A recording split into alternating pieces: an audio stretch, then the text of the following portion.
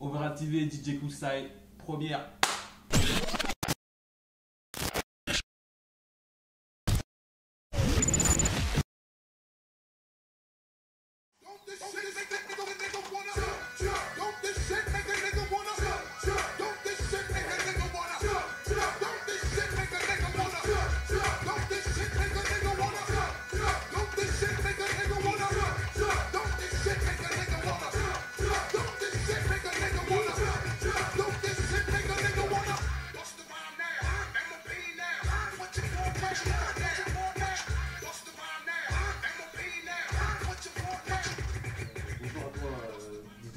Bonjour, merci de nous accueillir chez toi, parce que là du coup on se trouve chez toi à Angers, c'est ça? Ouais, pas de soucis. Merci pour cette interview.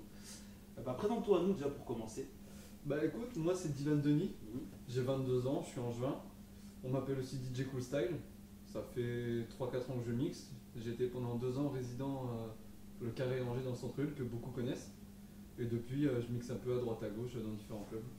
Alors pourquoi DJ Cool Style? Parce que Cool Style, du coup nous on se dit Cool Style parce que t'es cool, parce que t'as du style. Pourquoi avoir choisi ce nom-là?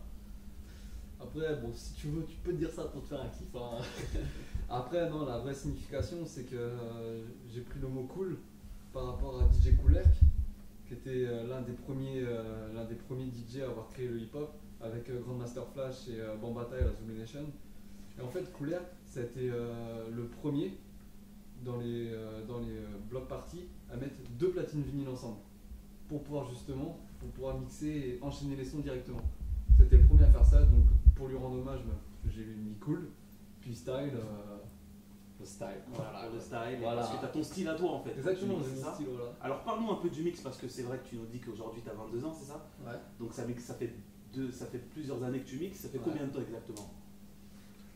Combien de temps? Après ça va faire 4 ans à peu près que je mixe dans les soirées. Et après sinon ça va faire peut-être 6 ans que je mixe après pour moi. Les 2 ans avant c'était dans ma chambre ou dans mon garage, celle-là elle compte pas, tu vois. C'est là que tu t'es dit j'ai envie de mixer? Ou c'est en regardant justement Couleur qui est les pionniers entre guillemets du hip-hop, que ce soit des DJ, des rappeurs, des chanteurs ou des breakers qui t'ont donné envie de mixer? Ou c'est en regardant justement les DJ où tu t'es dit bah tiens j'ai envie de faire ça, j'ai envie d'être DJ plus tard? Ouais voilà, le fait de regarder les DJ, soit ceux que je connaissais ou ceux tu vois qui partout à la télé, que ce soit Cut Killer ou même les pionniers américains, toi, Jazzy Jeff, Qbert, Grandmaster Flash, tous ceux-là, tu vois. En fait, j'ai voulu participer au mouvement hip-hop parce que depuis que je suis tout petit, j'étais dedans. Et en fait, j'ai voulu me mettre dedans. Parce que rappeur, j'ai essayé, j'ai abandonné. Non, franchement. On aimerait bien avoir des. Non, vous allez jamais écouter. On va retrouver ça. Vous allez jamais trouver. On va retrouver ça. Je vais pas. Non, ça je peux pas. Breaker.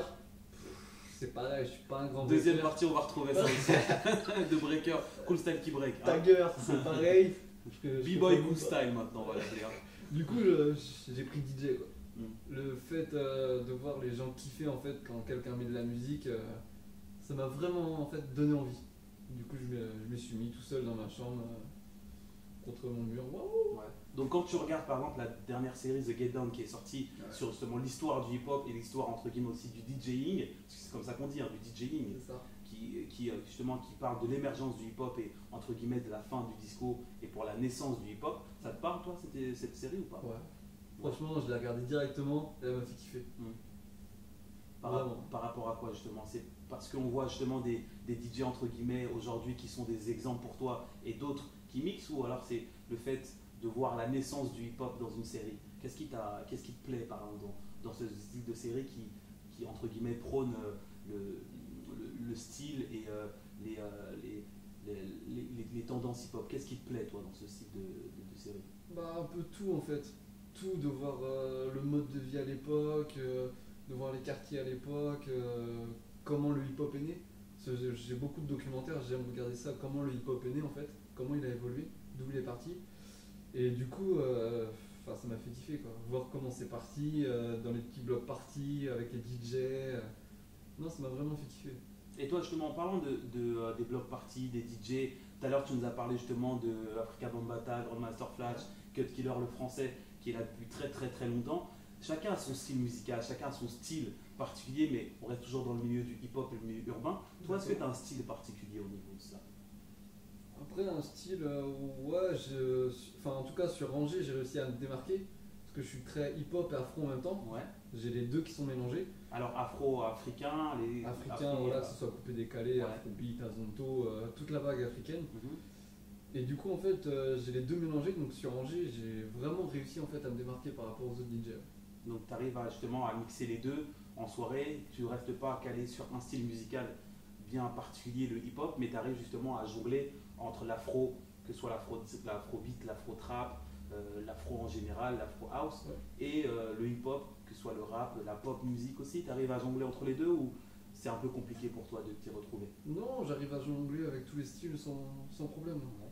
Donc tu es plus spécialisé dans cette catégorie-là de hip-hop, quoi. Voilà, De style, hip-hop pardon. afro, c'est plus ça. Donc, est-ce que aujourd'hui, tu pourrais, entre guillemets, partir dans de l'électro, de la house, ou alors tu resterais dans ce style-là particulier?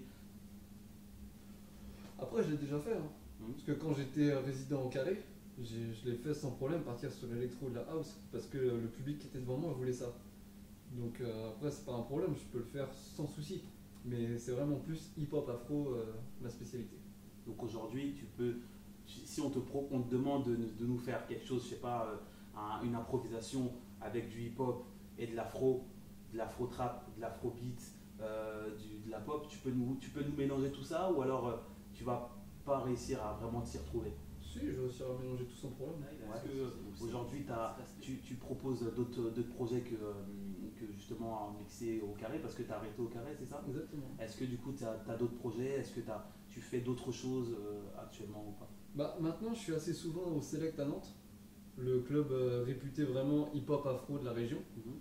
Et je mixe là-bas assez souvent, je suis devenu résident. Et je suis également aussi au Black Gold, la chicha qui a sur Angers. Puis après, un petit peu à droite à gauche, des soirées que j'arrive à avoir, soit je vais refaire ou que je ne vais pas refaire. Après, ça dépend, il y a plusieurs projets qui arrivent. Et également aussi tous les mois, mes mixtapes sur mon podcast Voilà, iTunes on a et entendu DJ Pod. parler de celle-là. Voilà. Voilà, les What Up Mix avec les meilleurs sons sortis pendant le mois. Donc parle-nous un peu justement de ces mix-là, les What Up Mix, les mix que tu fais, parce qu'on sait que tu as travaillé en radio aussi dernièrement, et tu continues justement à travailler avec d'autres radios, mais en même temps, tu es aussi à côté, tu es un petit peu entre guillemets assoiffé de travail, parce que tu fais que bosser, produire aussi des sons, Ouais. réaliser des sons, je sais si on peut dire ça dans le milieu du DJing, la réalisation musicale, on peut dire, Produire. la production, voilà. Et on sait que tu produis des beats à toi, et aussi tu produis des mixtapes, c'est ça? Exactement. Parle-nous un petit peu de ça justement. Bah ouais, du coup, comme je te disais, le What Up Mix, avant ça allait avec l'émission de radio que j'avais sur Radio G. Et du coup, j'ai continué, c'est tous les mois, je sors une mixtape avec les meilleurs sons, que ce soit le hip-hop, l'afro, le dancehall, le R&B, le rap français, même des fois un peu de house dedans. Les meilleurs sons qui sont sortis pendant le mois, du coup, je fais un condensé d'un mix de 1 heure. De 1 heure, et donc dans ce mix-là, on retrouve tous les styles dont tu es spécialisé justement. Voilà, exactement. Et ça sort tous les mois sur mon podcast, soit sur iTunes ou DJ Pod, DJ Cool Style. D'accord? Ou alors sur ta page, tes pages internet ou tes réseaux sociaux à toi. Voilà, Voilà, donc on peut retrouver ça. C'est ça? exactement. Et donc justement aussi au niveau de la production, tout à l'heure on parlait, la production ça en est où? Parce que c'est vrai on avait entendu dire que tu travaillais justement avec Loïc Silver et Ouais. le studio musique qu'il avait avant, Musical. Mais aujourd'hui ça en est où? Parce qu'on sait que tu produisais aussi des instrus, c'est ça? Ouais, je fais mes propres instrus quand j'ai du temps en fait, parce que ça prend quand même beaucoup de temps. Mhm. Donc quand j'ai le temps, je produis des instrus. Et j'avais monté un projet qui s'appelait Angers All Star, Ouais. avec tous les rappeurs d'Angers en fait. J'avais plusieurs projets là-dessus. J'avais le tome 1, le tome 2, le tome 3 qui étaient prêts. Et en fait, j'ai enregistré le tome 1 avec un rappeur. Et du coup, il n'est jamais sorti parce qu'il y a eu des problèmes pour mixer. Ça a été assez compliqué, assez long. Donc là, Du coup, pour c'est l'instant, ça. c'est en suspens, c'est ça? Ouais, Ça va reprendre dans quelques jours, quelques mois, quelques années? peut-être, je sais pas. Ouais. Peut-être, franchement, je pense pas que ce projet va redémarrer, mais je continue à faire des instrus. Ouais. Donc tu en fais des instrus pour toi. Est-ce que tu pourrais à l'avenir, ou peut-être actuellement, proposer des instrus, que ce soit pour d'autres DJ, pour d'autres artistes? Est-ce que c'est en cours peut-être? Ouais, c'est en train de se faire, c'est en pourparlers. Il faudra couper ça. Ouais, c'est en train de se faire. Je bosse dessus d'ailleurs avec Vandino. Mhm. On bosse ensemble là-dessus et aussi avec d'autres artistes. Il y a eu du Covis et d'autres aussi par la suite. D'accord. Et aujourd'hui, justement, En parlant justement de collaboration, que ce soit avec des artistes, toi aujourd'hui, est-ce que tu as des références artistiques qui t'inspirent aujourd'hui en tant que DJ et qui te permettent d'aller plus loin? Après, des références, ouais, il y en a partout, hein. Pas forcément dans le hip-hop, hein. Je suis très inspiré par ce que fait Kanye West, DJ Premier, Johnny Jay-Z, Hallyday, Dr. Dre, Johnny Hallyday. Peut-être pas, quoique il y a certains ouais. trucs quand même qui sont à reprendre, mais on peut vraiment utiliser tout. Que ce soit même de la funk, de la musique africaine, la vieille musique africaine, Ouais. même des beats électro, ça peut être repris pour faire du hip-hop.